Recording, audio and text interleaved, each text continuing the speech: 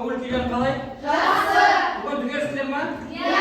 Жақсы, олай болса отырамыз. Кітап дәптерлеріңізді оқулықтарыңызды дайындауға 1 минут уақыт беремін сіздерге.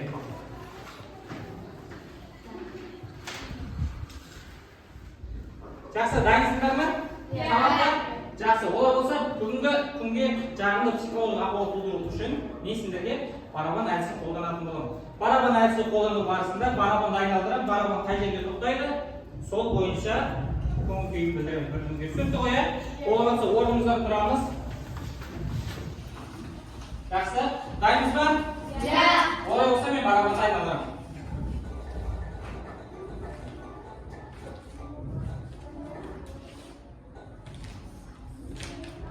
Жақсы, онда бірінші топ бастаймыз. Бүгінгі күнге табыс. Жақсы, жалғастырамыз. Бүгінгі күнге қуаныштымын деймін. Бүгінгі шоуға сәттілік, бүгінгі жауапқа келмекпін. Жақсы, келесі топ жалғастырамыз. Бүгінгі сабаққа табыс тілеймін. Бүгінгі сабаққа табыс тілеймін. Бүгінгі сабаққа Жақсы, олай болса отырамыз. Балалар, біз өткен сабақты пысықтап алу үшін, жақсы, олай болса, балалар, өткен сабақты еске алу үшін, мен сендерге тест дайындап қойдым. Ол Google форма арқылы. Сендердің алдарында қазір Google форма орнатылған. Ол болса, бірінші FIO деген жерге жаңа есімімізді, аты жөнімізді жазамыз. Және 5 сұраққа жауап береміз. Бүгінгі сабақта балдар 10 балдық жүйемен бағалаймыз сендерді. Енді бұл бірінші тапсырмаға, өткенді қайталауға 5 сұрақ 5 балл. Әркімнің 5 балл алуға мүмкіндігі бар. Енді тест орындауға 2 минут уақыт берді. Алдарында тұрған тапсырма орындап, аттарыңызды жазып жіберіңдер. Бастадық па?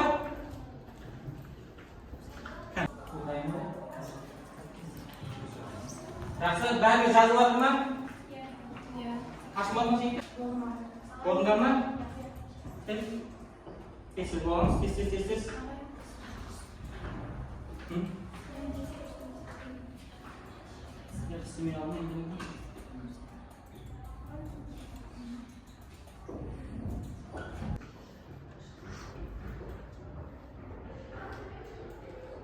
Жақсы, ашылы деген көрейік. Ашады, сен де бол. Ана жақта. Жақсы. Atölyeyi koyup бірінші жоғары шық. Жоғары шық. Ойымыз. Көміш. Так.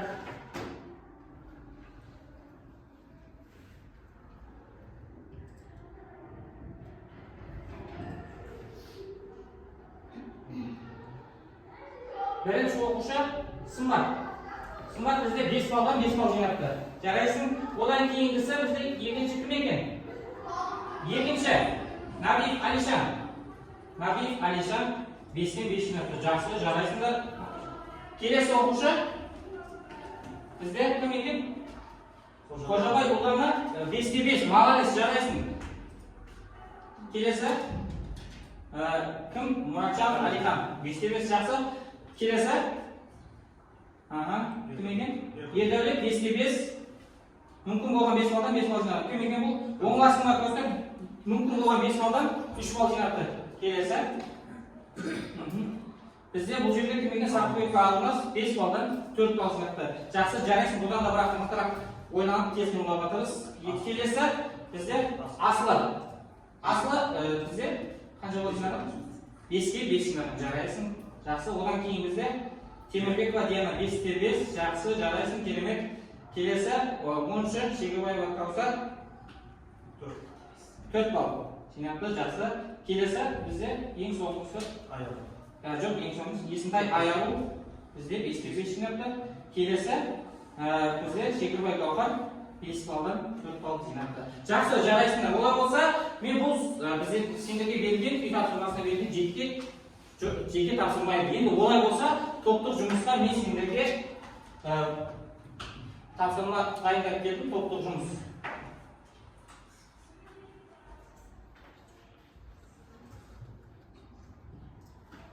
Топтық жұмыс. Бірінші топтың сұрағы есептің жауабын дұрыс орналасты. Екінші топтың сұрақтары анықтамаларды дұрыс орналасты.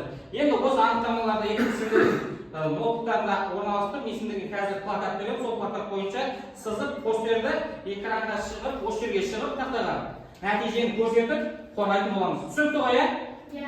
Жақсы, олай болса мен сендерге қазір плакат пен маркер беремін. Екінші. Енді сендердің топтарына қазір анықтамаларды ашып қоямын. Сол бойынша сол анықтамаларға сәйкес сызып жауап береміз. Топтасып жұмыс жасаймыз, бірігіп. Мен ашып берейін.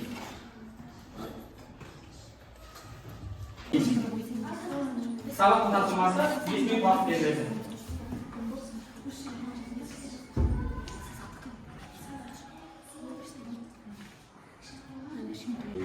Ешкім қалып кетпесін.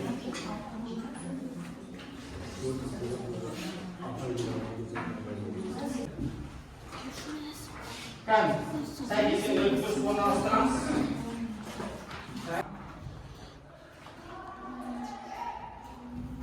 Жақсы, енді бұларды топтарында кім қорғайды біріншісін? Жақсы, асыл қорғай ғой. Біріншіден бізге бұл жерде айтылған сұрады. Жоқ қосқандағы нәтижесі принт арқылы экранға шығарғанда 27 шығады. А тең 2, В тең 15, С тең 3 27 шығады. Жақсы, екіншісі? Екіншіде бұл жерде бізге 24-ті 7-ге бөліп, бүтін бөлігін ал деп тұр. Оны бөлсек 3,4 және бөлесі сан шығады. Осы жерден бүтін бөлігі алынады. Жауабы 3 қалады. Жақсы. 25 қалдық бөлігін ал деп тұр. Бұл жерде 25,7-ге 3,27 шығады. Бұл жерде 3,10-дан жоғары қылмақта 3 жардан жоғары қабылданады. 4 саны қабылданады. Жақсы, енді мен сендерге бірінші тапсырма бойынша сұрақ қояйыншы. 2 балл топтарында әр мүшесінде бар деген сөз. Тексерейік. Жақсы, жарайсыңдар, сендер әр мүмкін болған 2 баллды бәрін жинадыңдар. Жақсы, отырыңыздар, дұрыс орналастырыңдар. Екінші топ. Дайынсыңдар ма? Қағаз арқылы. Жақсы, келіңдер. Олай болса, сәйкестендіріңдер. Иә? Екінші.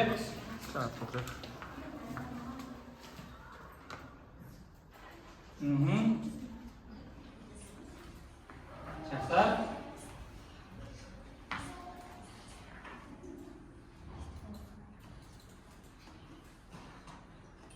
Олай болса, сәйкестендіруді кестені басып, анықтамаларды дұрыстап түсіндіріп беріп кім қорғайды? Жақсы. Сызықтық алгоритм дегеніміз не екен? Сызықтық алгоритм дегеніміз тармақталу қаталану әрекеттердің әрекеттерін тізбекте орталығы сипаттайтын алгоритм. Жақсы. Келесі.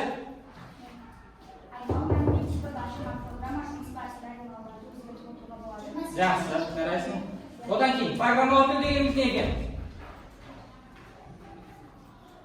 Деректері берілген ереже бойынша өңдейтін адам мен компьютер байланыстарын. Компьютер мен адамды байланыстыратын формальды тіл екен. Жақсы. Енді осылай болса жауабын тексерейікші, нәтиже дұрыс болса 2 баллды аласыңдар.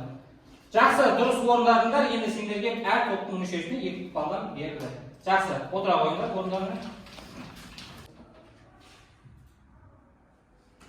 Жақсы, олай болса балдар, бүгінгі қазір видеоролик көріп қой, иә?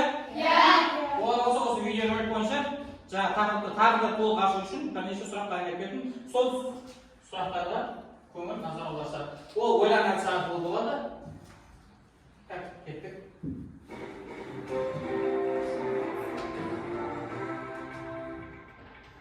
Енді бірінші сұрақ не екен бізде? Ұяшықтың артында қандай сұрақтар бар екен? Математика сандар өсінде орналасқан сандарды қандай түрлерге жіктейді дейді. Сұрағы ендіріп, жақсы. Математикада сандар өсінде орналасқан сандарды нақты сан, натурал сан және бүтін сандарға жіктейді. Жақсы, жарайсың, отыра қой. Келесі сұрақ бізде ақпарат ұсыну түріне қалай бөлінеді? Жаңа біз ақпарат туралы өттік қой, түсіндіге. Енді бұл қандай түрлерге бөлінеді деген ұсыну түрлеріне кім жауап береді? Жарайсыз, сызбат жауап бере қой. Мәтінді сызудың графикалық мәтінді сандық түрлері бар. Жақсы, отыра қой. Үшінші бізде сұрағымыз айнымалы қабылдайтын мәндердің типі деген қалай түсінеміз дейді. Кім қалай түсінеді? Жауап берсін. Жақсы, тұра қой, кәмпит. Айнымалы қабылдайтын сан. Жақсы, жарайды. Айнымалы қабылдайтын нақты сан немесе әртүрлі сандар типтерін айтамыз, иә? Жақсы, олай болса мен сабақты ары қарай түсіндіруді жалғастырайын. Бүгінгі сабақтың тақырыбы жаңағы бізде деректер типтері еді. Енді қараңдар, дерек өңделмеген әртүрлі фактілер цифрлар екен. Және де өңдеудің нәтижесінде белгілі бір мағынаға ие болған дерек қана ақпаратқа жатады. Енді бүгінгі сабақта деректер типі еді ғой, біз дерек не екенін түсіндік. Енді деректер типі дегеніміз тұрақты айнымалы және өрнектер қабылдай алатын мәндерді олармен орындауға болатын амалдардың жиынтығын деректер типтері дейді екенбіз. Түсінікті ғой? Енді олай болса мен қазір сендерге тағы слайд көрсетіп жіберейін. Деректер типтері Python бағдарламасында сандарды жаңағы 4 типке бөліп жіктейміз. Int бүтін сандар, float нақты сандар, str жолдық, бұл логикалық болып 4 түрге жүктейді екен. Енді бұлардың әрқайсының өзін қабылдайтын мәні мен саны бар. Енді біріншісін алатын болсақ, int бүтін сандар деп атанып тұр, атының өзі айтып тұр. Мысалға, кез келген минус сан болсын, плюс сан болсын, бірақ ол жерде бүтін сан қабылдайды. Бүтін сан, 1, 2, 3, 4, 5 кез келген сан. Мысалға, көрсетілген минус 27.885. Бұл жерде бүтін жоқ, қалдық жоқ, ештеңе жоқ. Бұл жерде тек қана не бар? Бүтін сан бар. Көрінді 156 минус немесе 25 плюс болса да, бұл жерде ешқандай қалдық жоқ болғаннан кейін бүтін сандар деп айтылады.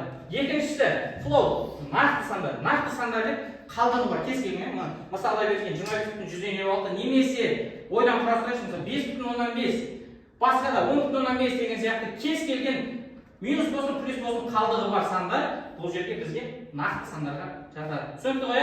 Енді келесі str жолдық. Енді қараңдар, тырнақша арқылы жазылған әрбір сөз немесе сан осы біздің str жолдық типке жатады. Түсінікті ме? Бұл логика деп тұр, өзі логика деп. Бұл екі мәнді қабылдайды. True және false. Ақиқат немесе жалған деген мәндерді қабылдайды. Python келесі онда мысалды қарастырайық. Бірінші мысал, Pythonда қолданылып жатқан айнымалының типін қай типке жатқызылатынын білу үшін біз type функциясын қолданамыз. Енді мына жерде мысалды қарасақ, a тең 126.1858. Ол k тең 748. Бізде мынау қандай сан еді? Нақты сандар, одан кейінгі 748 қандай сан? Бүтін сан. Енді осыларда қараңдар, осы жерде бізге a типі a тең қандай типке жатады? Нәтижені экранға шығарып беріп тұр. Нәтижені экранға шығарып үшін біз нені басамыз? Print басамыз, жақсы. Одан кейін міне k тең типі қандай? Соны бізге нәтижені экранға шығарып беріп тұр. Print арқылы. Бізге программада жауап келеді. a тең класс қандай типке жататыны? Float дегеніміз не еді? Нақты сандар. Келесі k тең класс int. Int дегеніміз не? Бүтін сандар. Қалдығы жоқ, бүтін сандар осы бізге жатады. Енді балдар сендерге практикалық қолдануда тапсырма 84-ші беттегі практикалық бірінші код тұр ғой, соны Python бағдарламасынан ашып, Python бағдарламасында орындап нәтижені шығару керек. Түсінікті ғой тапсырма, олай болса тапсырманы орындауға 5 минут уақыт беріледі.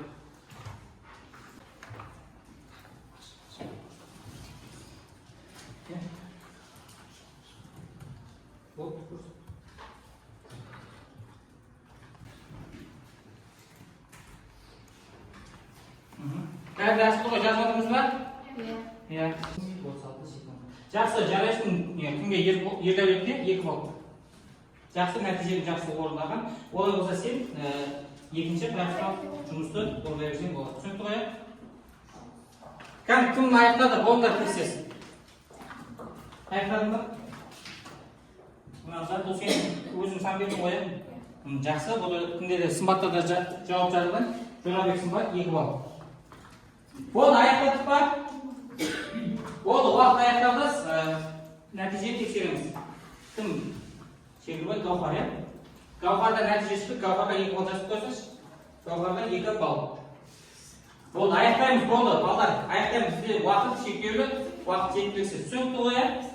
Болды, кім Каусар аяқтайын деп қойған, бірақ нәтиже бар. Бұған 1 балл берші Каусарда. Оңыласы ма Каусарда 1 балл. Нәтижені көрдің ба? Шықты ма?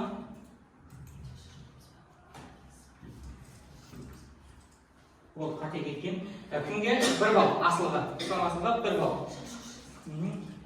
Сен болды аяқтамадың ба? Кімде Есімбай аяғында ашқан, бірақ әлі толық аяқтамадың, 1 баллдан береміз. Кімге қате шықты? Кімде? Темірлік Дианада қате шыққаннан кейін бір бал беріледі. Бірақ программаны ашып жазуы бар. Нәтиже шықты ма? Енді сан емес. Болды. Аяқталса жаңағы тапсырма аяқталды. Болды, енді сендерге топтарыңа тағы бір балдан ала алатын оқушылар мүмкіндік беріп отырмын. Bir baldan alırlar, 2 оқушыны шақырам. Сол 2 оқушы орындаса, дұрыс жауап бере алса, сендердің барлығыңа 1 балдан беріледі. Түсінді ғой, бір оқушы сендердің бәрінен жаңағы бал әкеліп береді. Түсінді ме? Керек онда мен осы жерге бірінші Шегірбай Гаухар шақырғым келіп отыр. Бүгінгі тақырыпқа байланысты тапсырма сәйкестендіру. Кім? Гаухар, қара, сен мына жерде сандар беріледі. Сол сандар бойынша қай типке жатады? Жаңа көрдің, жаттадың ғой көзбен, сол бойынша орналастырамыз. Нақты сан шықты. Бір қате шықты. Көрдіңдер ме? Мүмкін болған бір балды сендер ала алмай қалдыңдар. Түсінді ме? Бізде қате қайсы екен? Мынау қандай қате? Бұл қате емес негізі. Бұл сәл дұрыс орналаспай қалыпты негізі. Бұл нәтижені санаймыз. Белгі неге жетпей қалыпты? Жақсы, олай болса, бірінші топқа 1 балдан беріледі. Енді келесіге мен Шегірбай Каусарды шақырғым келіп отыр. Бұл балдар бұл тапсырманы мен екінші рет беріп отқаным визуалды түрде көзіміз арқылы жақсы жаттау үшін сандарды көріп ажырата алу үшін беріп отырмын. Түсінікті ғой, иә?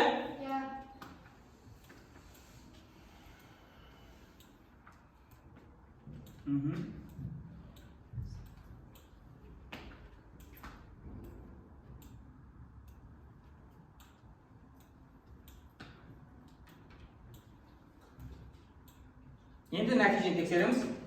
Жақсы, тапсырманы Каусар дұрыс орындады. Екінші топқа да 1 балдан жазылады. Енді балдар, осы бүгінгі сабақтан алған кері байланыстарында 3ББ әдісі арқылы жауап беретін болсыңдар. Сендердің алдарыңа Python жаңағы Google форма берілген. Сол форма бойынша жаңағыдай бірінші өз есімдерін жазып, бірінші білемін. Осы сабақта дейін не білдіңдер? Соны жазасыңдар. Екінші, білдім. Осы тапсырмалардан қандай нәтиже алдың? Және де үшіншісі, білгім келеді. Қандай нәрсе кім не білгісі келеді? Соны жазсын. Түсінді ме?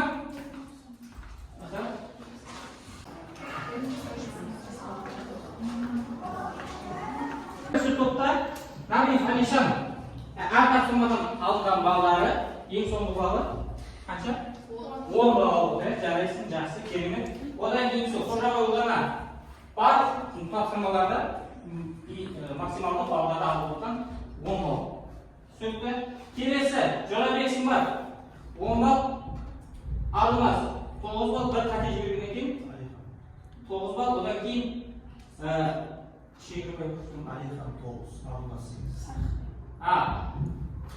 Алихан 9, Арунас 8, Каусар 9 бал, одан кейінгісі бізде Есентай Аял 9 бал, Ердәулет 10 бал, Ислам 9 бал, Каусар Зұңғасына Каусар 7 бал, Темірбек Диана 9 бал, одан кейінгісі Шегірбай Каусар 9 бал. Әрбір ма? Дұрыс па? Осылай мені жауаптарын, болды. Олай болса, күнделігімізді аламыз, үйге тапсырма 85-ші беттегі практикалық жұмыстарды орындаймыз. Сабақ жақсы болды ма? Сабақ түсінікті болды ма? Жақсы, рахмет.